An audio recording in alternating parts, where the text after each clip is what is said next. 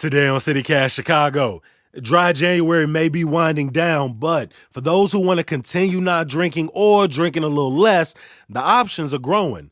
Adriana Gaspar and Hector Diaz have seen this shift firsthand. Gaspar and Diaz run In Good Spirits, which hosts non-alcoholic events in Chicago. They talked to lead producer Carrie Shepard about the increasing ways to be sober on the scene. It's Wednesday, January 25th. I'm Jacoby Cochran, and this is CityCast Chicago.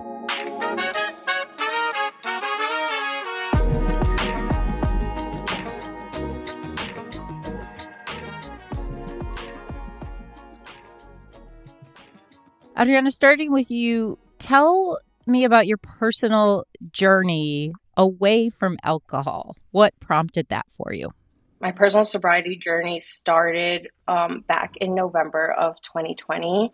We were really in the thick of the pandemic, and my father actually caught COVID.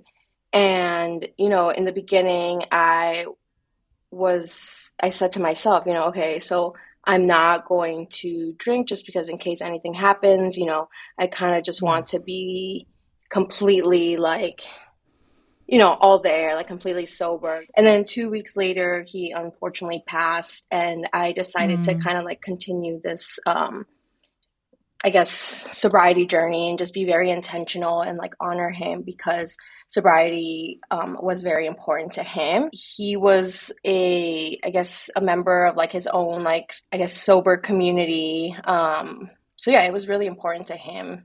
I'm sorry about your loss, Adriana, of your father. Thank you. Hector, how about you? Same question. What has been your sobriety journey? I would say I am more skew more on the what you hear now is the sober curious term. And just, to me, what that has meant has just been being much more mindful about my consumption of alcohol, just being responsible, making good decisions, sound decisions in terms of my consumption. Obviously Adriana's my fiance, and, we've lived together for years now. And so, one of the things of living together, I feel like embracing her decision and her habits was contagious to me, I felt, and I wanted to be supportive. And what really kind of put the icing on the cake for me was last year. Honestly, I was going in for a doctor appointment, and through and through, I ended up finding out I was diagnosed with kidney cancer, and Oh, wow. it was a really just eye-opening experience for me. And so obviously going through surgery and the rehab process and just everything mentally and physically was just that was just the last thing to say, hey, I really want to take care of my body. I want to be here for a while. And I know that there's some things that I could tweak in my lifestyle. And I know this was one of them. Hector, you actually you said this, and I wanted to, expand on this a little about defining some of the terminology. And you said sober curious.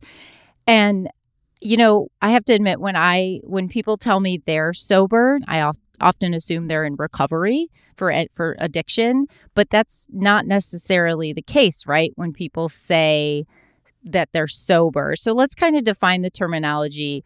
What does sober curious mean? Yeah, and that's a great question. And I know that this term has probably been floating around, is more geared towards your curiosity to learn and explore more about your drinking consumption, really. And I think it more for us means being mindful of your consumption. And I think not necessarily taking the words literal and saying you're curious to become sober. I think it's less about that. You're curious to take a break from drinking for a little bit, or maybe more long term. And you just want to understand what options do you have? How do you go about doing it? Got it. So not necessarily everyone who's coming to your events, not like, hey, I'm sober, I can't be near any alcohol. These are also people that are like, look, this is just, I want to experience sort of bar social life that's not centered around alcohol. Absolutely. 100%. Okay. I mean, it's been fascinating in the last, since we started in May, Adriana and I being in events and meeting just all sorts of people and they all have different journeys. Some of them just have never even consumed alcohol because they are allergic or they don't like the taste or for other personal reasons, right? And then you've had individuals who, yes, are in the form of recovery and they're just not drinking anymore. And then others, lately, especially, just with the being in dry January, or just the industry just kind of catching fire a little bit.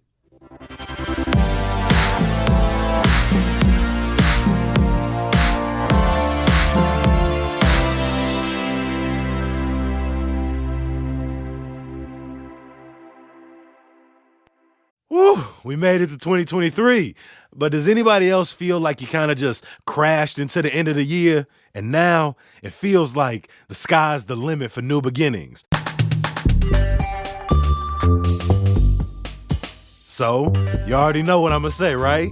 Now is the time to listen to How to Buy a Home podcast. Buying your first home is a cool New Year's resolution, but it takes a lot of work and it's tough to know exactly where to start.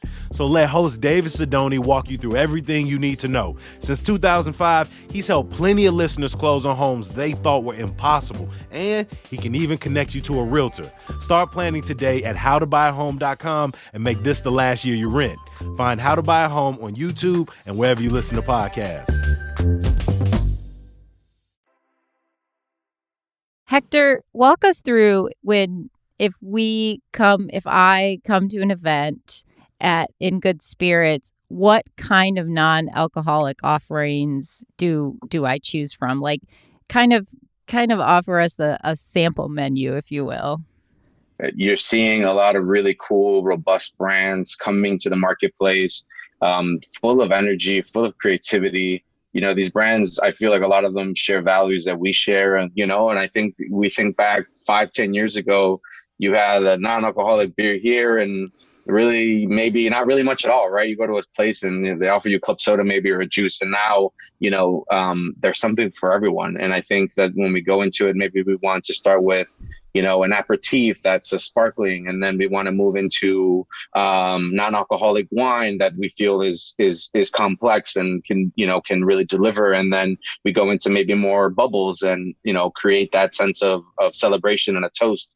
And then also non-alcoholic spirits that create some really awesome non-alcoholic cocktails, right? And so, that's kind of when you come in, it's always going to be different. But obviously we listen to the folks that come out. We just did an event last week at Esme, which is a Michelin star restaurant up in Lincoln Park, and we partnered with Seedlip, which is they're one of the pioneers really in the space. And so the presentation behind them, they almost feel like they're a real cocktail. Yeah. There's a garnish of beautiful glassware. It's true. Some mocktails, when you go out and order them, it's a little it's sugary. I feel very much that there's something about those pretty cocktails that don't have alcohol, or even pretty cocktails with alcohol, that sort of invoke a celebratory spirit, which for me personally, is where I feel like alcohol is more a celebratory thing. But there's something about sort of presentation that is more of the celebration of how we're using cocktails.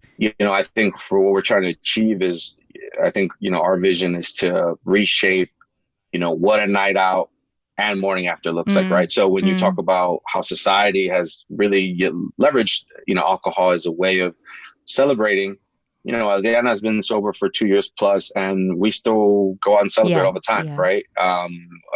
We went out for my birthday back in December, and we're amongst friends. And Adriana was still able to, the bar that we were at, they had great non-alcoholic cocktails, they had great ready to drinks, and everything is great. You know what I mean? And you don't necessarily have to need it. But society has been that way, right? For decades now, for a long time, about being synonymous with alcohol. And I wanted to say that I feel like that is kind of where the space started, but thankfully we're moving on to now where, you have these super complex cocktails that, aren't sugary. They have all these different,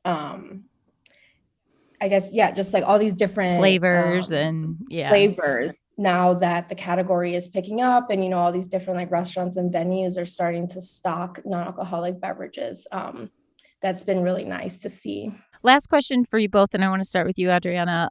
What advice do you have for listeners who are looking to be more mindful around alcohol? Maybe it's not, hey, I need to quit full on, which can feel like a lot of pressure, but just be really more mindful about consumption. Do you have any sort of advice for them? Yeah, definitely. I would just say listen to your body when you are headed out. Ask yourself, or when you are going to consume alcohol, ask yourself, what is the reason for it? If you want to be more mindful, I think drinking alcohol is so ingrained in our culture that we just kind of do it mindlessly and just because out of ritual or just because it's what you do.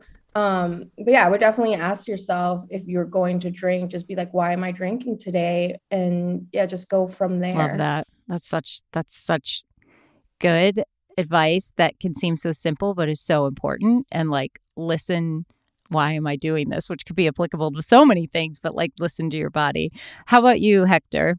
We constantly meet people that are saying, if I'm at a party and I don't have a drink in my hand, I'm being looked at a little Mm, odd, or why am I not drinking, or what is it, like, what's wrong, totally. right? And that's that. And it's crazy because when you say it out loud, it's like, really, like that's that's literally what it is. Like, if you don't have a beer or a cocktail in your hand, it's almost like, is everything okay, or why aren't you Absolutely. drinking, or we're out and Yeah. about. And so I think we're just trying to normalize that's okay, right?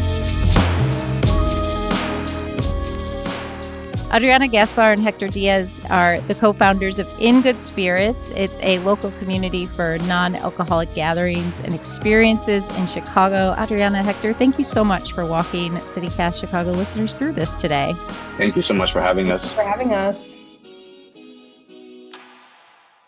Before I let you go, a little bit of news, y'all. A winter snow advisory is in effect until at least noon today, as we're expected to get 2 to 4 inches. So be safe out there. The Chicago-based Bulletin of Atomic Sciences have officially updated the doomsday clock to 90 seconds until midnight. Now, if you're not familiar with the project designed during the Cold War to predict when humanity will, wipe itself out, check out our episode on the doomsday clock in the show notes. And some good news to get you through. With the snow picking back up, it's the perfect time for a free museum day. Yes, Adler Planetarium, DuSable, and the Field Museum are all free today. As always, I appreciate you for listening. Please head over to the Chicago Reader's Best of 2022 list and vote for CityCast Chicago as best podcast and best newsletter. I'm going to talk to y'all tomorrow. Peace.